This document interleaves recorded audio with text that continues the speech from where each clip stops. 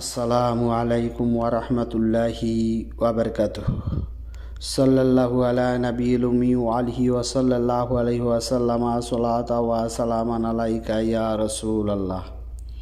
সম্মানিত ইমানদার মুমিন মুসলমান ভাই ও বোনেরা, তদবির দুনিয়া চ্যানেলে আপনাদেরকে স্বাগত জানাচ্ছি। আমি মোহাম্মদ রজব আলী।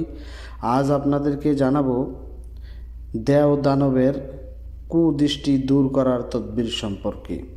অর্থাৎ দেও দানব ভূত প্রেত জিন পরি যাদের প্রতি কুদৃষ্টি দিয়ে থাকে, বদনজর দিয়ে থাকে, ওই দৃষ্টিটাকে, ওই বদ দৃষ্টিটাকে কীভাবে দূর করবেন সে সম্পর্কে আজ আপনাদেরকে জানাবো। তবে তার আগে বলে রাখি, আপনি যদি আজ প্রথম আমার চ্যানেলটি দেখে থাকেন তাহলে চ্যানেলটিকে সাবস্ক্রাইব করে দিন, পাশে থাকা বেল আইকনটি বাজিয়ে দিন এবং অল সিলেক্ট করে দিন। আর ইতিমধ্যে যারা আমার চ্যানেলটি সাবস্ক্রাইব করেছেন আপনাদেরকে জানাই অসংখ্য অসংখ্য ধন্যবাদ। তো সম্মানিত ইমানদার মুমিন মুসলমান ভাই বোনেরা, চলুন আমরা কথা না বাড়িয়ে মূল আলোচনায় ফিরে যাই। আজকের আলোচনার বিষয়টি আপনারা ইতিমধ্যে অবগত হয়েছেন। অর্থাৎ কোনো অপশক্তি, দেও দানব ভূত প্রেত জিন পরি এই সমস্ত অপশক্তিরগুলা দৃষ্টিপাত করে থাকে, কুদৃষ্টি কুনজর দিয়ে থাকে মানুষের প্রতি। তখন মানুষ অসুস্থতা অনুভব করতে থাকে বা বিভিন্ন রোগে আক্রান্ত হয়ে যায়। তো তাদের কুদৃষ্টি বিশেষ করে সুন্দর প্রকৃতির, সুন্দর চেহারার, সুন্দর আকৃতির মানুষের প্রতি পড়ে থাকে। বিশেষ করে শিশু বাচ্চাদের প্রতি তো তাদের আকৃষ্টতাটা অনেকটাই বেশি। তো এই সমস্ত দেও দানব ভূত প্রেত জিনপরিদের যদি কুদৃষ্টি পড়ে থাকে অথবা কারো প্রতি জিনের আসর হয়ে থাকে,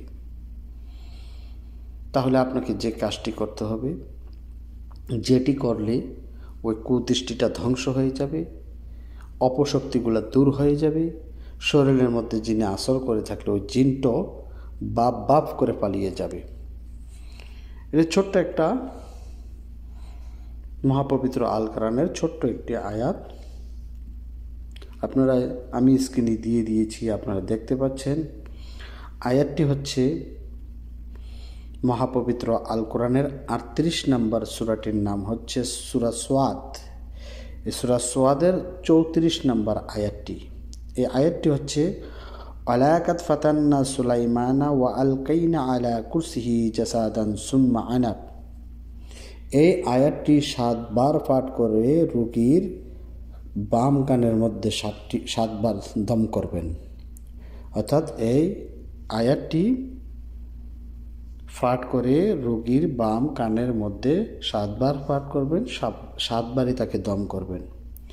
এতে করে জিন ফরি দেও দানব ভূত প্রেতের যে কুদৃষ্টি কুনজর পতিত হয়েছিল ওই রোগীর প্রতি, ওইটা সঙ্গে সঙ্গে ধ্বংস হয়ে যাবে।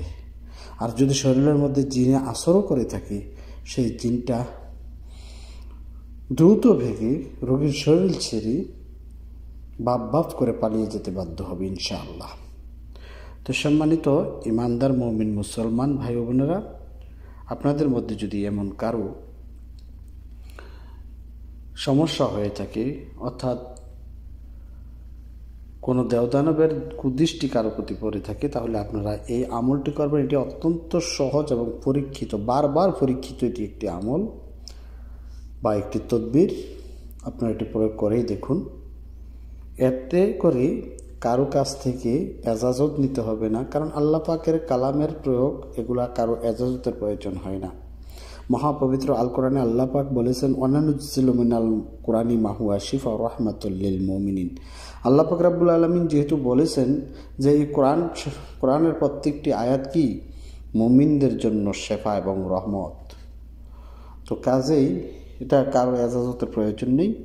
আপনারা কারো যদি কেউ এমন সমস্যার সম্মুখীন হন তাহলে আপনারা এটি প্রয়োগ করে দেখুন, একবার প্রয়োগ করেই দেখুন ইনশাআল্লাহ। আমি আল্লাহ তাআলার কাছে আশাবাদী এই সমস্ত অপশক্তির কুদৃষ্টিগুলোর সঙ্গে সঙ্গে ধ্বংস হয়ে যাবে ইনশাআল্লাহ। এই ছিল আজকের মতন। পরবর্তী সময় অন্য কোনো বিষয় নিয়ে আসবো। সে পর্যন্ত ভালো থাকুন, সুস্থ থাকুন। আসসালামু আলাইকুম ওয়া রাহমাতুল্লাহি ওয়া বারাকাতুহু।